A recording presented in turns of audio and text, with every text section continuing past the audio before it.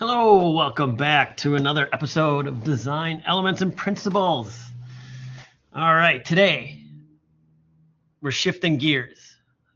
Today and today only. Well, no, there's going to be a bunch of shifts coming up, but we are in session 8. This is the start of the halfway point, and from here on out, some assignments is going away, new assignments are coming in. But this one in general is kind of just, it's a pretty relaxed week. I hope you enjoy the relaxed week. It is nice to have a little bit of a break. And let's just jump in. Let's just jump in. So of course we'll go at the layout lecture, and then I'll go over these two assignments, which are much different than what we've done. But as I always do, let's start from the back and work our way up. Quick design, quick challenge session, of course, just answer them. You use the good old internet help out. What is a negative space, also known as white space? 20 points, got it. Hope you answered that one with me. That is what it's known as. Use the internet, use whatever it means. It's just a way for you to start hearing terms, graphic design terms on a daily basis. I don't want to say daily basis, but at least once a week you're hearing a lot about stuff. Framing. This is actually a good one for this week as we talk about the layout, because framing and layout go together. And it's a means in which we look, how do we look at our compositions in different ways? And you may think this is all about photos, but it's not really entirely all about photos. It also engages how you look, like this one. That's so cool. You look at things. So it's a good one for today. Again, just peruse the book, find what's peruse the chapter, find what's interesting, type it up, turn it in, and we are good.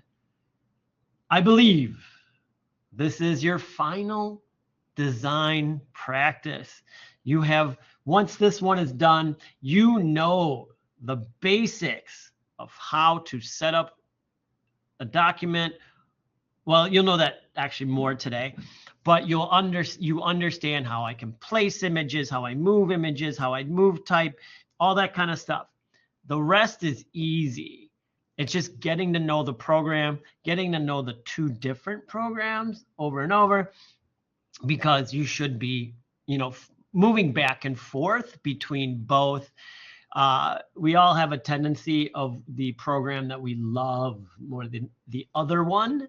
I was guilty of this at one point in my life until now I kind of do InDesign and Illustrator as equal standings. We have an Illustrator file, and then we have our examples, our photo, and then we have our backup that is used to see what's going on. So I am going to do the double click on Gail Anderson, wonderful designer. And where should I start? Well, I'm going to not do the background, but I'll start with the title. Go right up here. Just move this on over. Beautifully offset. Right there. Do a little click. Get it perfectly centered. Oh, this is one where I really get to teach you how to do the clipping mask in Illustrator again. Then we're going to go over. I'm going to go to body copy. That's next. I'm just going to grab that from the side, pull it on over. Tap it up, get it looking as centered as we can with that super blurry background. And the super blurry background, again, is just for placement only. Let's get her photo in there, right there. Easy. We're going to line it up kind of with the end and make it the right size. So for this, I go to File, Place, and I'm going to go to my downloads. That's where my Gail Anderson folder is, links, and then GA photo, place that in there. That is huge. So what is my quickest way to make this smaller? For me, it is to just go to the scale tool. And I always like typing in 25 is my favorite number to type in. You pick your own number. Just usually 25 works the best. I'm just lining it up. I'm finding that edge right there. Let me zoom in for everybody. why work so tiny? You don't have to. Squinting, my bad eyes. And then when I grab that corner, I am doubly making sure I'm holding down shift. I even switched my machine there so you can see that I have shift held down. I've got Gale placed. Now let's bring in the examples. Now what's going to happen is this example is going to come in fine. This example is going to come in fine, but this example needs to be cropped. Or as we call it in Illustrator, we're going to create a clipping mask. I wish I knew where that term came from. I do not know. I know where the cropping comes from, but it's clipping mask. So I'm going to go to File. Make sure I'm on Examples. File, Place, and I'm going to get these. I'm going to hold down Shift, place all three as we get our numbers. 1, 2, and 3. Now I'm going to take all these again, click and drag across all three. I'm going to go to the Scale tool. Excuse me. 25, it's already in there. I'm going to hit OK. Now I'm going to move Chris over here. And I'm going to move Queen here. And I want these to get lined up. I'm going to do these together. So I'm going to move them over here. They're lined up on that edge. They're lined up, they're touching. I'm just making sure as I zoom out that these are perfectly aligned. If I wanted to, would just do that centering, make sure they're centering, there's no gap. Then that way I can place both together. So see how you can work with two at once? I'm going to get them locked in there. And then I'm going to go and hold down Shift and just pull them both up at the same time. Why do two separate when once you get them at the same size as they came in, gladly all at the same size, that you can just scale and change it. Now for Axle rows, let's zoom in on this one. Now I only want this portion, this framed portion. So what I'm going to do is I'm going to simply get a box. I'm going to make a rectangle. Doesn't matter. This for once does not matter what's in or out of the rectangle. And I'm going to make the rectangle the exact size of that black border as best as I can. I can move it a little bit out because it's right when I undid it. Oh, nope. Undo. Get that. Perfect. Take your time. It's not a race. Good design takes time. Now, I'm going to make sure I grab both of these. I have both my box and my image. And that box is on top. And I'm just going to go to Object, Clipping Mask, Make. And there it is. Now, so you know, if I use, you can see here, the whole image is still there, but we can only see the part we want to see. And when I click on it and I move it, that's it. You can get fancier. If I use the direct select tool, I could actually click on the image and move the image around within that clipped area. That's for another day. But what all I need to do then is just place this here in that corner. And then I'm going to hold down Shift and make it the correct size. I'm going to zoom out to see the whole page. And then I'm going to go to my background and place in my background. And there we have it. Let's go to File, Export, Export As, PDF, Export. The smallest file size. View PDF after saving. I think we all got updates to our programs. Make sure you view PDF after saving. Marks and bleed, make sure nothing is turned on at this point. This will change as we evolve as graphic designers. I'm going to give you new instructions on how to do this, but that's a year off. I'm just telling you that. So I'm going to hit Export PDF, and then we have our beautiful design that talks about Gale Anderson, fantastic graphic designer.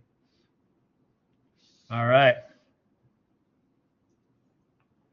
Close that out. I'm gonna hit don't save. Close that. We are done with that. You know how to upload. Wow, we're zooming through this. I'm telling you, this will not be an hour today. It's gonna be like 45 minutes maybe. These are real quick. And you've started this process, so it's gonna be really quick. So now on to the layout. Let's talk about the layout defined. All right, so there's all different parts of the layout. When we need the layout, we are talking about the area in and around what you design as a graphic designer. And there are defined terms used on the layout across everybody. Like everybody knows these terms, every professional, every printer, everybody knows these terms. And what that means is we're all talking the same language when it comes to a layout. Because when you go to print something, you generally, it does not come out of a printer like you think, like at home. It does not go beep, beep, and it comes out and there's a white border around it, all this kind of stuff. They print on giant sheets into which you need to direct the printer on how to do several things. And generally, when you send your file to a printer, there is somebody called a pre-press operator or a production artist who will look at your work, will open your file, check all of these things in the defined layout, and then either contact you and say, you've got these wrong, you need to fix them before we can print, or they'll say something, we can fix them if you tell us exactly what to do for a charge. So there is like reasons to do this. It's not just arbitrary, and it affects the end all product that you are producing, because you are producing a product for a client. And that's how it works. So let's check things out. These are in alphabetical order, not in order of importance. Because there's one that's super important too, and you just gotta get used to them, and they're so weird. So this is the artboard. So when you open up Illustrator, InDesign, and or Photoshop, you are instructed to create the artboard size. Sometimes it is called a page, sometimes it's called a canvas. That artboard is the space which you will design in, and it goes from the black to the black to the black to the black. And that is the artboard. Your design reigns within that. Or better said, the artboard is what the client and the consumer will see when you are done with your project. Because unbeknownst to them, there is extra stuff around your artboard and inside your artboard, which the public or client does not see. So what the public and client sees is directly what is on the artboard. But with that, you need to also include other information for the professionals who handle your digital artwork. The first one is what we call bleed. Bleed refers to the area beyond the artboard. It is this red mark that I have you place on all documents. And what that is extra art. If I have a picture, or if I have a color, or if I have anything, if I want it to touch the edge, then I actually have it touch the bleed. So let me change this to one color.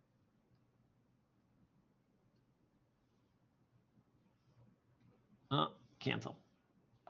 I want the stroke off.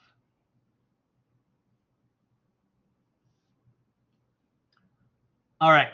So say I have a design, and in my design, I want this orange box to be touching this edge. What I really do is I have that box go all, come on, I want to change the size. is actually have the box go all the way to the bleed mark instead. Now you may say, but why is that?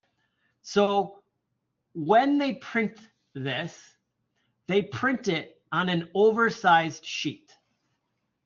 So they print everything up to the bleed, and then they take what is called, I'm not kidding you, a guillotine, and they cut the artwork out of the middle of the page, leaving you with color to the very edge.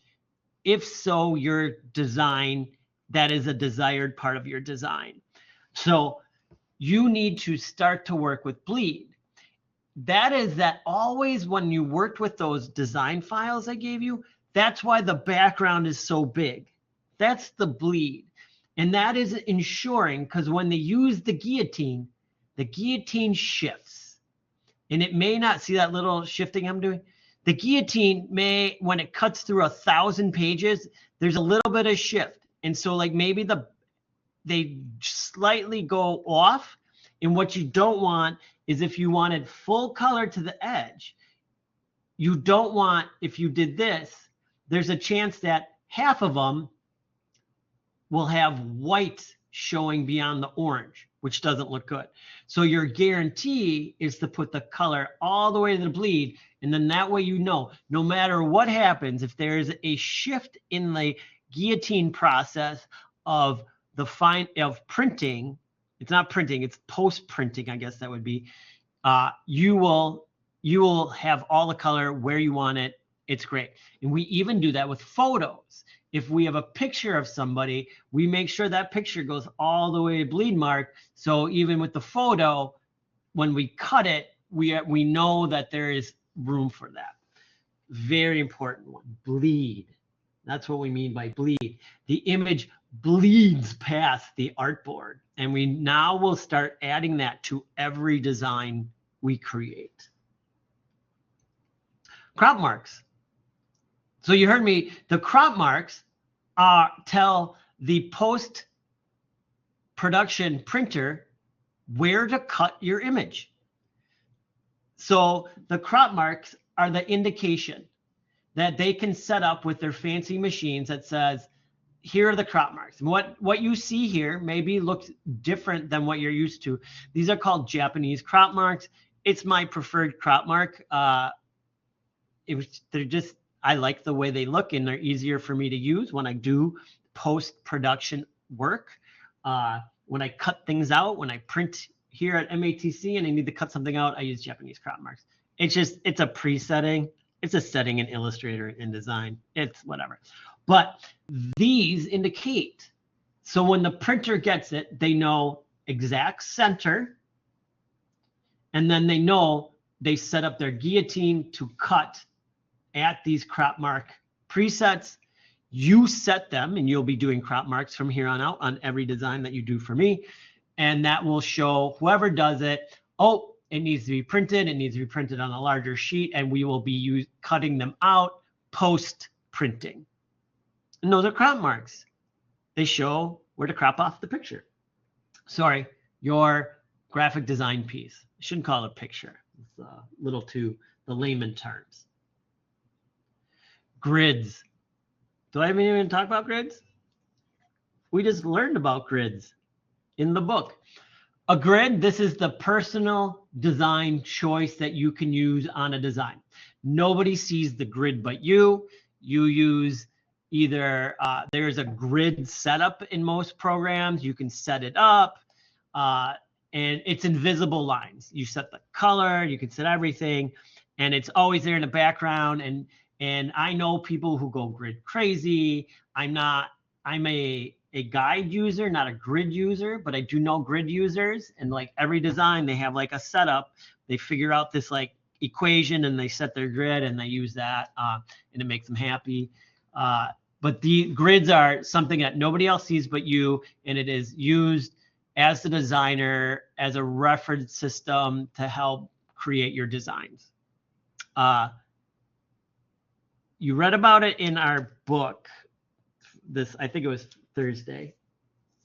And then if you ever wanted, like, just Google graphic design grid books, and you'll get thousands of books written about the grid.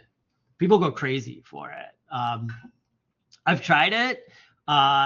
For me, it's a slow down process in the beginning. And so that's why I use guides. Guides I can set up wherever I want. You are now, I will have you set up a guide splitting the design into 4 quadrants so you know where the exact center is. I start every one of my designs coordinating it off. I know where the exact center of my design is. And then if I start doing some other things, I will pull guides to be like, oh, I want everything on this side to line up here, and I want another line up here if I'm doing columns, whatever. But I pull guides wherever I need the guides, and then it just helps me make sure that everything is aligned. Because you can have snap the guides, and then whatever you bring in will be like, boop, and then it snaps to the guide. Again, this is 100% up to you and how you use the guides, beyond me telling you how and when to use a guide. So if it's required in my assignments, then it's required. You will get information sometimes from the printer who's going to print your work, and they might also have you put in guides. They may say you will get instructions from the printer basically, and just says this is everything we want. And you do that, else they send it back, and or you get charged more, or it's going to be late. It's a whole thing.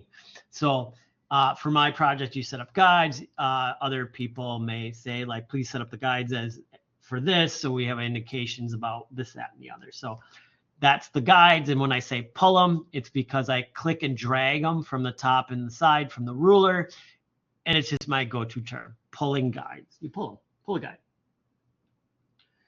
This margin is as important as the bleed.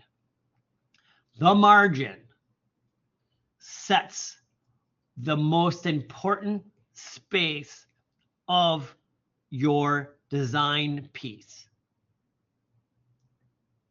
Everything that is important in your design must stay within the margin. There are a million reasons why. One is, if it's important, it shouldn't be close to the edge anyway, because if it's too close to the edge and we talk back about the crop marks and it shifts, something important might get cut off. So text never goes beyond the margin. A photo with a face, you may not want any part of the face going beyond the margin. It's a wonderful gap around the edge of the page. Depending on how this item is being used, people hold paper. Oh, this is the first time I'm drawing today. Here's a thumb. Oh, I'm holding this piece of paper, and my thumb is going to cover the margin. So if I had important information here, my thumb may cover that up. It's in a magazine, and this is the page. And so, how a magazine has that bend? Well, they're going to set the margin so nothing gets tight in that magazine space. Oh boy, oh boy. Let's undo that butt I just drew. Sorry about that, everybody. And then, so the margin, every design I will have you set a margin, and then I'll say, make sure no important information goes beyond the margin. And that means usually typography. Don't have typography or a logo. Logos don't have it go beyond the margin. So the margin is like a force field in design. Don't have it go past the margin for safety measures. It's safety tape? Yeah, it's a better one. It's like safety tape. You can still see beyond the margin. Everything is still there, but it's like safety tape. Just don't go beyond it. No logos, no type, no nothing goes beyond the margin. So these are the key items to know about the artboard and layout. Got any questions? All right. I'll close that off. Let's do those assignments. These you may have sort of started in some way, and you will understand. Here's the funny part. Illustrator is harder, has more steps than InDesign. Sorry, this is dead.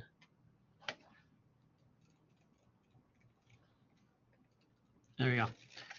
What you are going to be creating is a single page layout with your name in the middle, and all the information on how to do that is in these 14 steps. And you will be saving this file to use in a final project for this course. And that final project will be starting, one of two final projects will be starting Thursday. I'm going to slide this to the side so I can work on it and read it while you can see me do this, so you can follow along if you need. I'm going to click on New File. I'm going to go to Print. I'm going to change points. I need 24 by 36. So I'm going to go to, and it says inches, and you need to understand how wide and how tall. And it says, make a document that is 24 inches wide by 36 inches tall. So I'm going to go, it's set to inches. I'm going to go to 24, tab, and I tab 36, makes it easier. We are going to have one artboard. The document needs to have a 1/4 inch of bleed. So bleed, I'm going to type in 0.25. That's a 1/4 of an inch. 1/4 of 1 is 0.25. The background content can stay as is. This is COK. All this can stay. I'm going to hit create. Now I'm going to take, and there's your bleed. All right. See that bleed? That's already done. Now I'm going to create a layer. So I'm just take my first layer and I'm going to double click on it and I'll call it margin. In that, I'm going to create a box that is 22 by 34. I'm just going to take a box for now and make a box. Over here in my properties, I'm going to transform it from 22, tab, 34, enter. Make sure it's 22 by 34. If these numbers keep changing when you type in one or the other, click on this. This is a chain link. You can either link these numbers or have them unlinked. Mine are always unlinked. That is like, see that slash through it? Means it's unlinked. Now, the box will be perfectly centered on the artboard. So how do we perfectly center something on the artboard? Simply with it selected, I'm going to hit center and center. This is now perfectly centered. I use those align every day of my life. Now the box will have no fill and a 1-point magenta stroke. So fill is nothing. I don't care. Turn it off. And the stroke is magenta. And if I click here, you can just hit 1 point. And there we have it. It is vitally important that it has no fill. And I'm going to lock that layer for now. And then we are going to come back and do something else to that layer. I got to reorder this at some point. Now I'm going to make another layer, and I'm going to call it crop marks.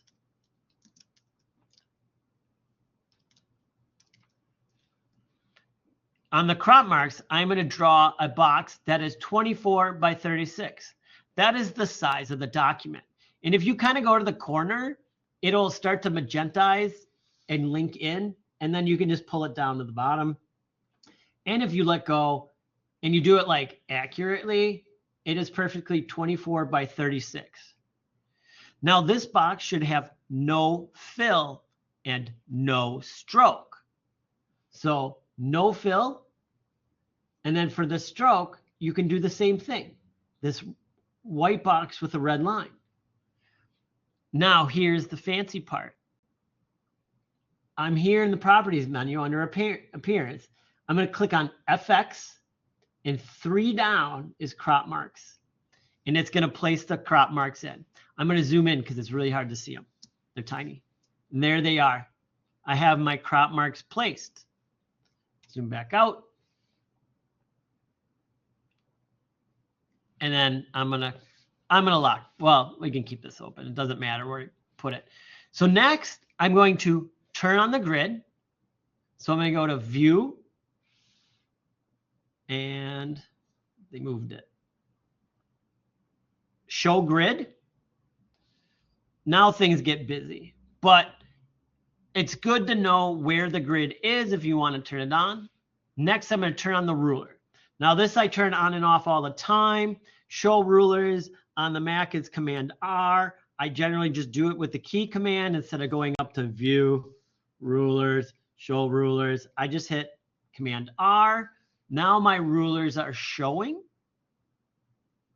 And now I'm still in the crop marks layer. I'm going to pull one vertical and one horizontal. So I'm going to pull it. So 12, and it snaps right in. And I'll pull one down, and it's going to snap right in. It says midpoint, and you can see that there's cyan when I click off. It's probably better the back view. And I can lock that now.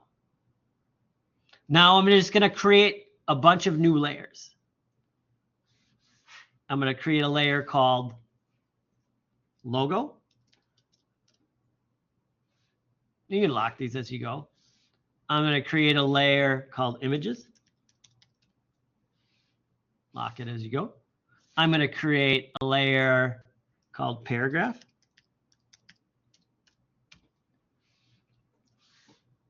I'm going to create a layer called Dates. If you like double click on the gray, it opens it in a different area. It doesn't matter. It's whatever your preference is. I kind of hate if I double click in the wrong area, I'm like, ugh, and then I have to move over. It's a personal preference with that. There's no right or wrong. Lock that. Then I'm going to go to Headers. Or one's called Headers. Headliners. Headliners. Excuse me. Now, 2 final steps. Move the margin layer, which I can just click and move to the very top. Click on the hamburger menu. These 3 lines is called a hamburger menu because it looks like a bun, a piece of meat, and a bottom bun. I don't know. Don't ask me. Some nerd in the 70s came up with that, or 80s. I don't know. But if you click on that, I want you to go down to Template. That changes what this layer is. And what that means is anything on the template layer that you do will not show up on the printed piece. It is there for you to use as your own piece. All right. Oh, I have to add in. Well, the crop marks can stay at the bottom. The crop marks. But if you can move the crop marks to the top, I will add that in.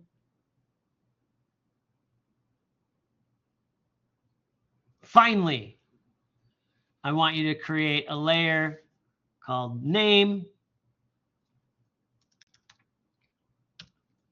And with the Type tool, you can just pop it in the center. It's tiny. I jiggled. I want point type. You can just do a point type. Click once, type in your name. Click off of it. Get it centered. Use those awesome tools. Zoom out. And then if I hit Shift and Option on the Mac, I got to zoom in more. It's so tiny. I can make my name bigger. And there it sets it. And that is what you are to do. Oh, and then do the saving. You're going to save a version, and then you're going to export a PDF. You have done this before. I'm letting you on your own. You will upload both the Illustrator and the PDF file for me to review to make sure you got it right. Any questions on how to do the Illustrator document? All right. InDesign. This was actually easier. It's less steps. I think, yeah. No, maybe how many steps? Two less steps. All right, let's get to it. I'll close that out. I don't need to save mine because I already have one saved. And I'm going to open up InDesign. See it pop up.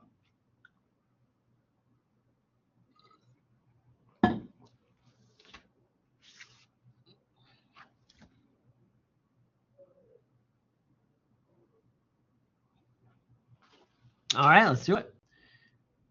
This is almost follow the exact steps to create. Oh, I have the wrong text in that one. I will update that text. New file. We are going to create a print document that is 11 inches wide by 8.5 tall. So 11, tab, 8.5. All right. We want 2 pages, and we want to turn off facing pages. That's this button right here. Turn that off. We want the margins, and I can scroll down here, set at 0.25. And as soon as I hit tab, if I hit tab, those all auto-populate. I want the bleed set at 0.25. See how you can set the bleed here, the margin and the bleed here, and it's just kind of saves you that step. And then I'm going to hit create. My ruler is on. If your ruler was not on, go to view. It's going to say hide ruler. Where am I not seeing it? Hide ruler. Mine says hide ruler. Go to view, show rulers. Create a layer called guides. So I'm going to double click, and I'm going to call it guides. Then I'm going to pull 2 guides, one a 1/4 inch away from the middle guide you just pulled. So I'm going to pull a guide to the exact middle of the page. All right. I'm going to do it twice. You got to do it on each page. You see, so see that this created a document with 2 pages for you. Then I'm going to pull a guide a 1/4 inch away from the middle, one on each side.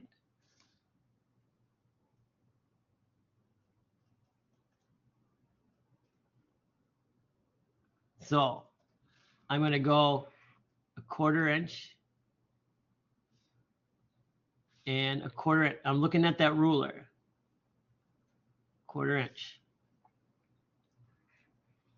Same thing here. 1/4 inch. 1/4 inch. All right. Now I want to pull one horizontal guide on each page. I'm now seeing all these errors. 8.5 divided by 2 is 4 1/4. Why didn't that pull down?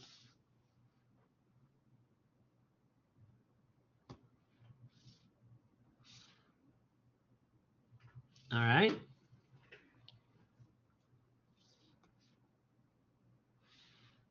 If you are trying to pull the guide and it doesn't work, tap once on your artboard. It may think that you're trying to work on the other artboard. This will help you. So now it's looking like this. And you'll know why in the future. All right. So now we're going to create layers. I'm going to hit the plus. You can lock all that, and then we're going to create a layer called photo. Okay. Create another layer called name. I'm going to create a layer called images. I'm going to create a layer called paragraphs. I'm going to create a layer called site.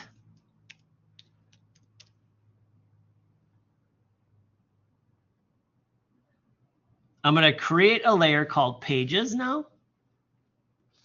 I'm going to lock those. This is my natural tendency. I'm going to hit OK. Now I'm going to create 4 type boxes and label them as shown on the images. What does that mean? There's an image here, and it says back cover, cover, page 1, page 2. All right. I'm gonna X out of that. Push this back over. Oh, there we go. So we can get those lined up. So I'm on pages, I'm on type, and I'm gonna just draw a type box and call it back cover. Now the great part is, like, we could do this. Then if I use the free transform tool, I can make that bigger, and I can get it. I'm just going to center it right there. And then I'm going to do copy paste, and I'm going to move it here. And this is front cover.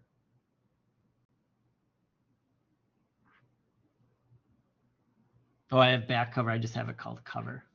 Let's do it exact. Now, because I have that copied, I can paste it again. I just have to paste. I can put my name.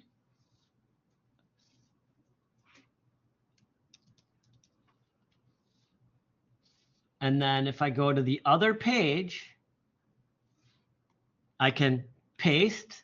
If you click on it, click on the page.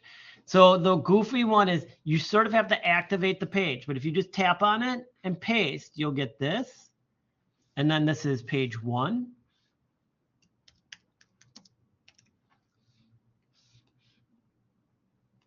And then paste, get that lined up, and this is page 2.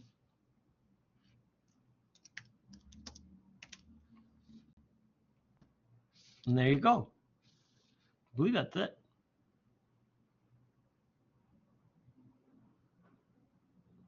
Oh, I separated out. There is a label for you make another. I got excited and went ahead of it. So I got to put my name here. Name. And oh, cancel. Let's delete that layer. Let's fix my little mistakey. I'm going to grab my name. What you can do is cut, edit, cut it, and go to name, and I should be able to paste it. Edit, paste, cancel, because I have a setting. It's called paste remember layers. Edit, paste. There we go. All right. And then you save it, you export it as we've learned, and upload it. Any questions on how to create the InDesign project? All right. Well, if you do have questions, comments, or concerns, please reach out to me. I'm more than happy to help. I'm actually going to edit this now. Just a couple of those errors. Yeah, at any point, reach out to me. Let me know if you have questions, comments, not understanding anything. I am here for you. Yeah, let me know. Other than that, enjoy just a little bit of a lighter session. Those will take you 30 minutes a pop. Get them done. Just kind of know it was an easier time. So enjoy. Again, reach out to me if you have any problems at all. I'm here for you. All right. Bye-bye.